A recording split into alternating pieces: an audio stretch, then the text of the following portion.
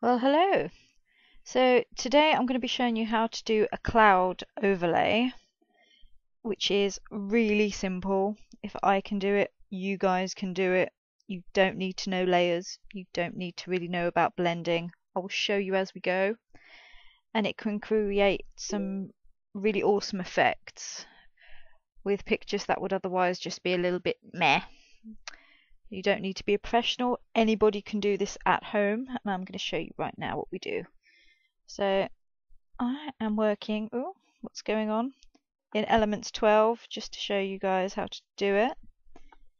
Let's do this. So we have our original image that was taken. This is straight out the camera. We've got no edits, nothing's been done to this.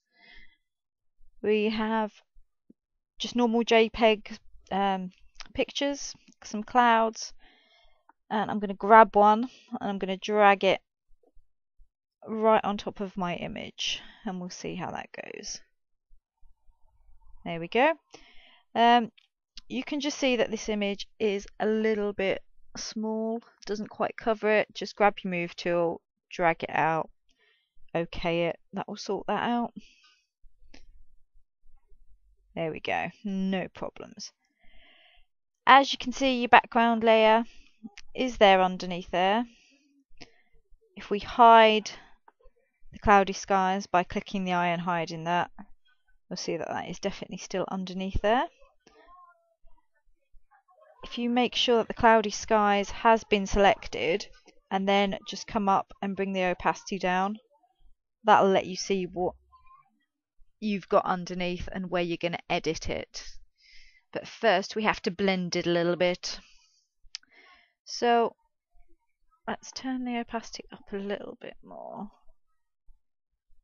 Now, blend modes, all you need to know for this one is that in the darken panel here, we use multiply. That's all you need to know. No messing about, no explaining why really. We're just going to show you how to do it. Bog standard and simple. So that's blended it in really well. But down here you can still see that the details of the cloud is coming through still. So we need to add a layer mask. And to do that we come up here. If you hover over it will tell you to add layer mask. And you know it's been selected because it has a blue square around it. Now, these little doofers down here are foreground and background colours. We're going to switch it. You always want your black on top if we're going to be taking away, and if you wanted to add, you would just toggle and use your white. So, black selected, brush. I like a nice soft brush for this. I could do with it being a little bit bigger, so just pump the size up a bit. That's about right. Opacity I like on this one to be 100% because I'd like to see all of this just gone and a nice clean image underneath. So when you're ready, you can just start painting on there. And it doesn't need to be perfect this time. Just do a few times, get used to it before you start getting into really intricate detailing, especially if you have an image that has branches and you need to remove it all individually. Don't bother. Learn with a nice clean image like I've got. It will make it so much simpler in the long run. And just get you used to, oh, need a bigger brush. There we go. And just get you used to doing it. If you've never done it before, and the first time I did it, I was awful. But with a bit of practice, there we go. That's it. We've done it.